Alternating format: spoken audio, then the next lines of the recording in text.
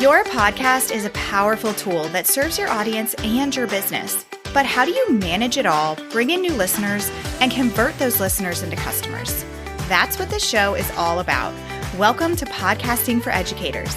I'm Sarah Whitaker, classroom teacher turned podcast manager, and I'm here to help you get the most out of your show, all while making an impact on other educators. All right, today I want to talk about assumptions. I think assumptions can really be dangerous in any field of work, and podcasting is definitely no exception. So in this episode, we're going to explore some common assumptions made by podcasters and talk about why it's so crucial to let go of them. And before we get started, I just want to be clear, this is definitely not me stepping up on my soapbox and critiquing anything that you're doing. I have been very guilty of many of these assumptions at many different times. They are just things that I think we can become a little bit more aware of and then avoid in order to make our podcast as effective as they can possibly be. We can all work on getting better together. So whether you're a seasoned podcaster or you're just starting out, get ready to challenge some of the assumptions that you may be making with your show and ultimately improve your podcasting game. Okay, number one is and I'm going to say us because, like I said, I've been guilty of these things too. I want us to stop assuming that it's not someone's first time listening to your podcast. I think this is especially true for those of us who have had our podcast for some time now. I think we tend to assume that if someone is listening to our latest episode, then they've probably been a listener for a while.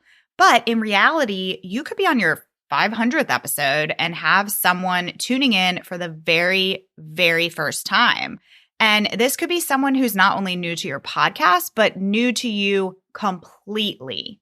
And this is why I think it's really still important that we are constantly sharing who we are and what we do in some kind of way so that we can establish that trust and that authority from the beginning in case it is somebody's first time listening, which is why I also think it's super useful to have some kind. It doesn't have to be long. In fact, I definitely think it should be short, but I think it's still useful to have these short, formal intros to our shows like I have in mine and like so many other podcasts have, because it really does that work for you. It's introducing who you are, why they should be listening, why you are the right person to be talking about this topic.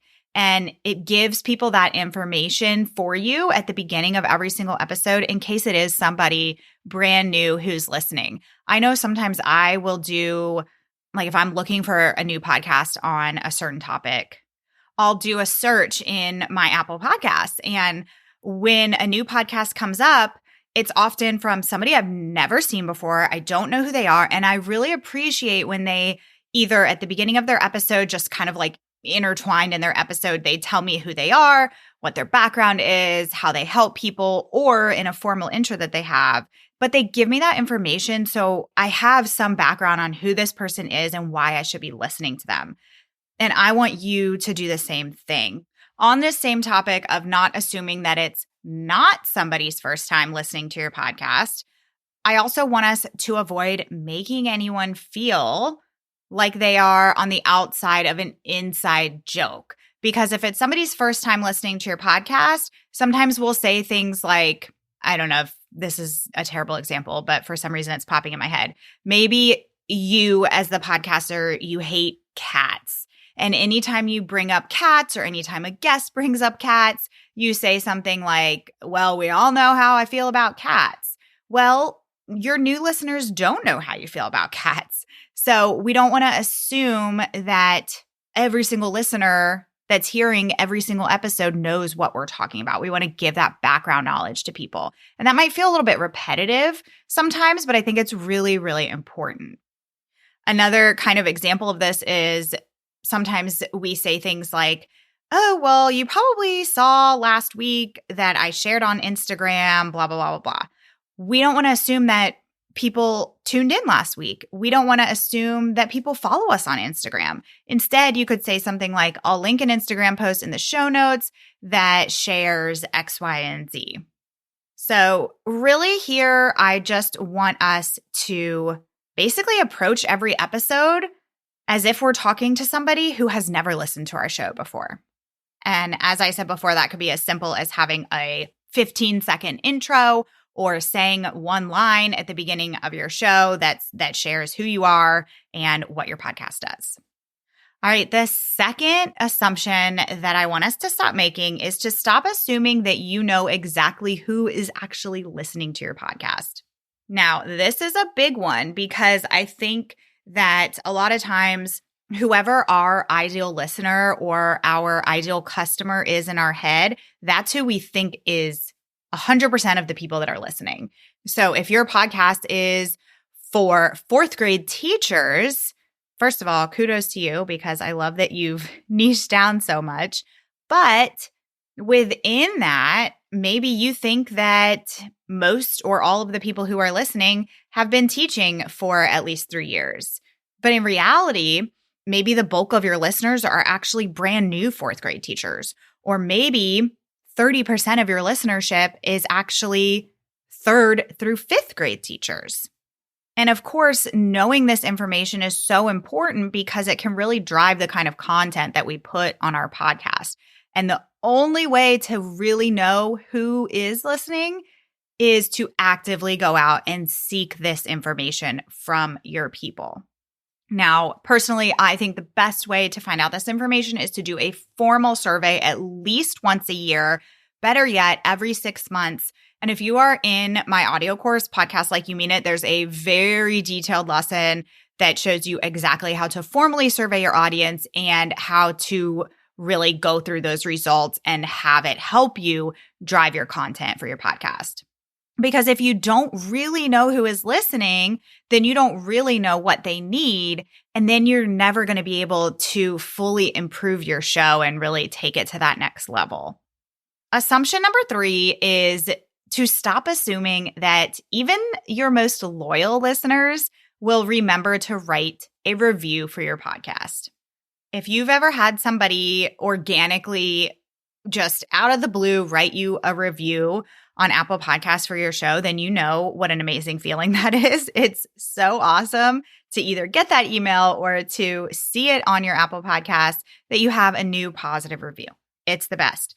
Does that happen constantly for most people? No, it doesn't. You really have to constantly make an intentional effort to make that ask. And that could be on your podcast itself consistently. It could be through email. It could be you having a conversation through DMs on Instagram. Maybe somebody messages you and said, "Oh, I really enjoyed your latest episode."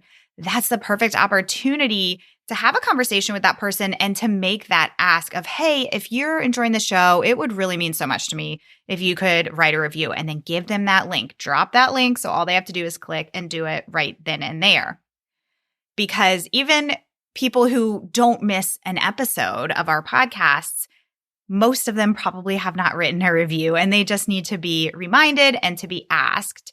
And most importantly, they need to understand why it's so important. When I'm talking to you all, you know why it's so important because you're podcasters. But for probably the majority of your audiences, they don't really understand the importance of having a review written for your show. So let them know that by writing a review for your podcast, they are helping you reach more people and helping people make that decision to push play on your episodes and to subscribe to your podcast, which in turn allows you to support more people. And another really kind of subcategory of this assumption is we don't want to assume that people know how to write a review. Again, we're podcasters. You probably listen to lots of podcasts. You probably know how to write a review. Maybe not, and that's okay. But there's a lot of people out there who are very new to podcasting and they have no idea how to write a review. What I love to do to help remedy this is I like to just take out my phone and create a quick screen recording on my iPhone and show people how to pull up my podcast on Apple Podcasts, how to scroll down to the section where they can write a review. I type in a little sample, show them how to hit submit so that they can actually get that visual of what it looks like and how quick it is to write that review as well. When we do podcast launches for our clients, we always create a video like this for them so that they can have that in their back pocket, and it can be something that they just can pull out and put on their Instagram stories from time to time to remind people and give that call to action. Assumption number 4 is to stop assuming that your listeners know what you're selling. If you are working on driving your listeners to a specific thing, whether that's a single TPT product or a bundle or a course or a membership or your services, whatever it is, my kind of thinking here is you really have to be intentional about doing this, and you have to be consistent about doing this. Mentioning something, dropping the name of something just one time in one episode is not going to pay off in terms of seeing results. People need to hear things over and over and over again. The more you can talk about what you're selling, what you're trying to drive people to, the better. People need these reminders, and it's not even about trying to convert the listener right then and there in that moment, so much as it is building awareness around the thing that you're selling, because maybe they're not ready to buy it right now, but maybe 2 months down the road they are, and they've heard you talk about it over and over and over again. So you're the person that they're going to think of when they need that thing. And the same exact principles apply for lead magnets. Maybe you're using your podcast to grow your email list, and it's the same exact thing. We want to consistently be talking about these things so that people are very, very aware of what we're trying to drive them to, how we're trying to support them in other ways beyond our podcasts. Assumption number 5 is to stop assuming that your listeners will take notes.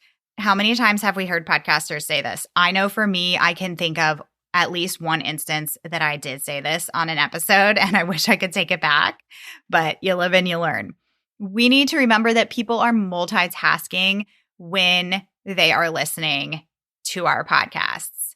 In fact, when I did my latest podcaster pulse check, this is something that I do from time to time where I'll ask you a question either via email or on Instagram, and I'll share the results on my episodes. And my latest one was, what are you typically doing when you are listening to a podcast? And almost 100% of you said that you are doing something else. You're driving in the car, you're exercising, you are doing laundry and things around the house. Those were the biggest answers.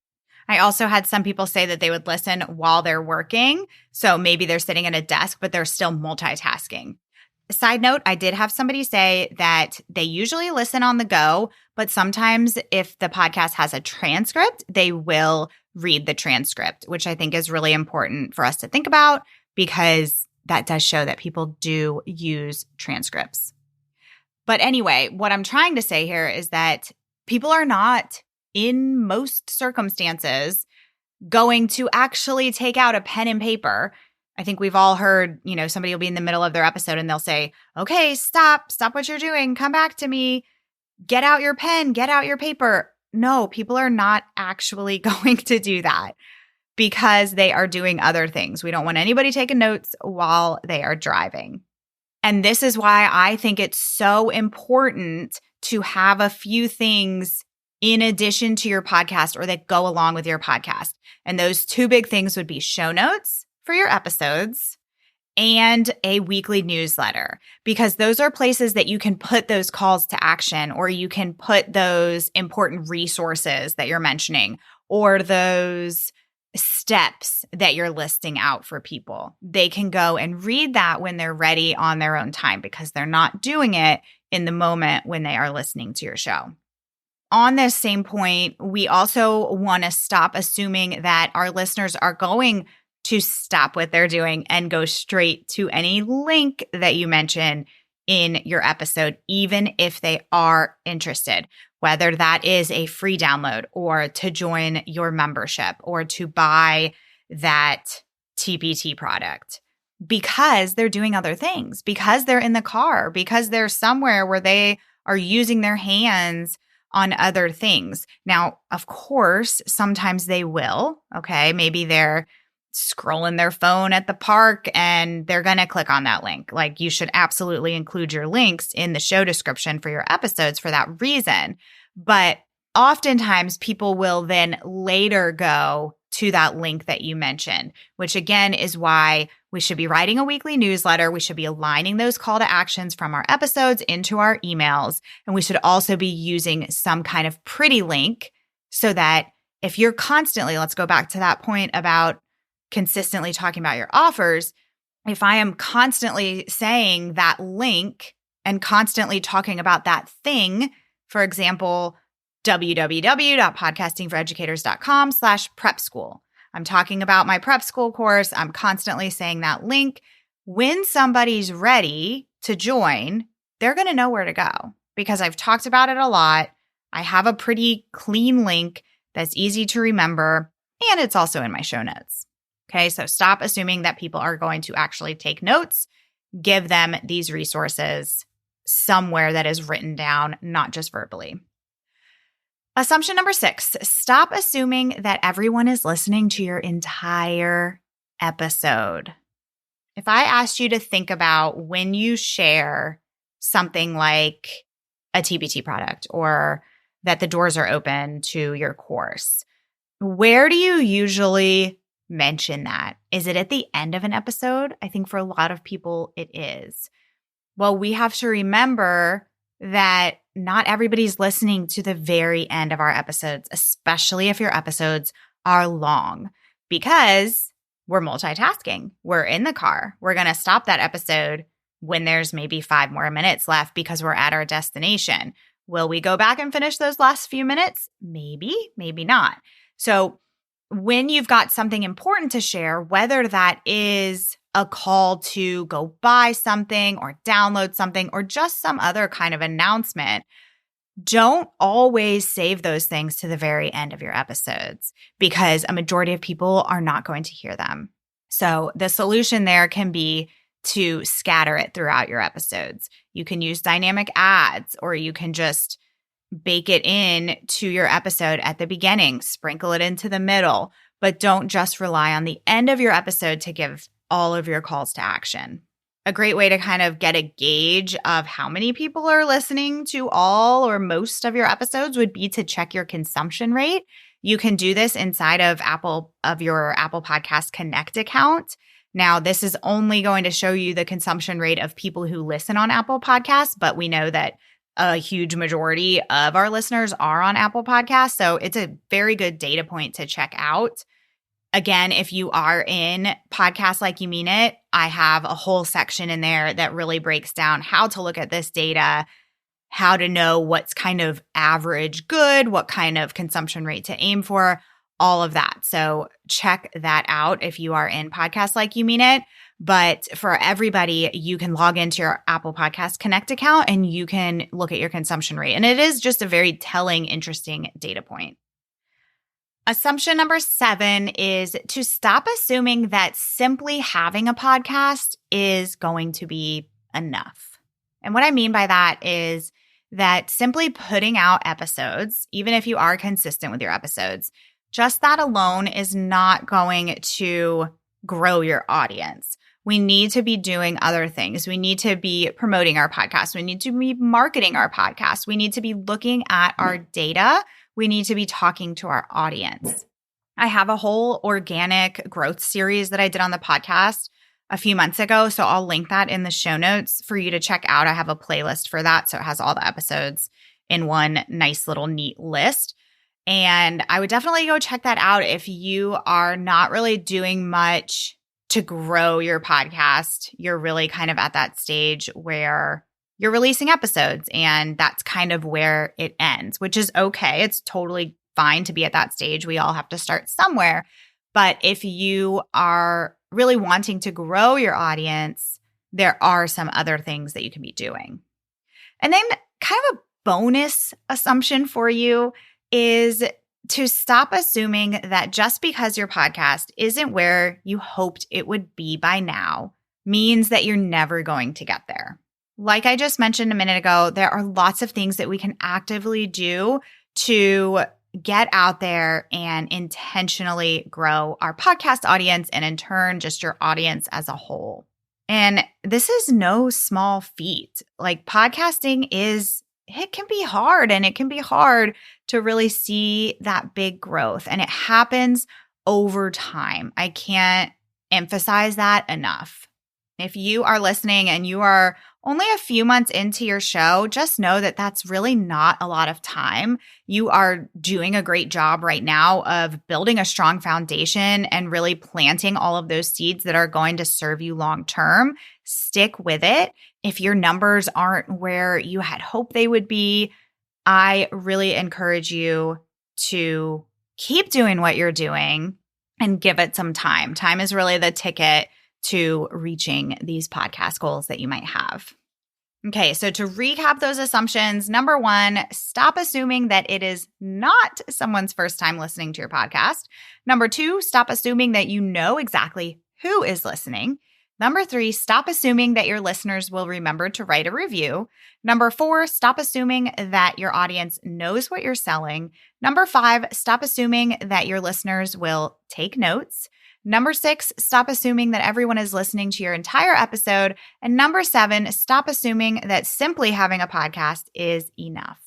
And then that bonus assumption was to stop assuming that just because your podcast isn't where you hoped it would be means that you'll never get there. Remember that challenging your assumptions and being open to feedback is so key for growth and success. I really hope that this episode has inspired you to reevaluate your own assumptions and take your podcasting journey to new heights. So this is me taking my own advice by communicating with you and encouraging you to do one of two things today.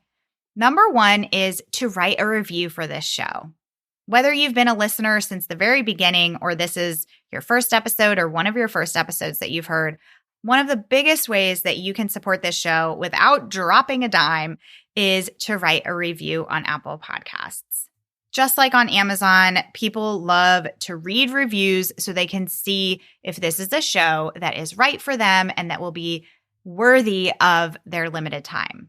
I'm on a mission to help as many educators as I can start and grow their podcasts so that they in turn can support their audience, and writing a review can help me accomplish that goal. So if you choose to do that today, thank you so, so much.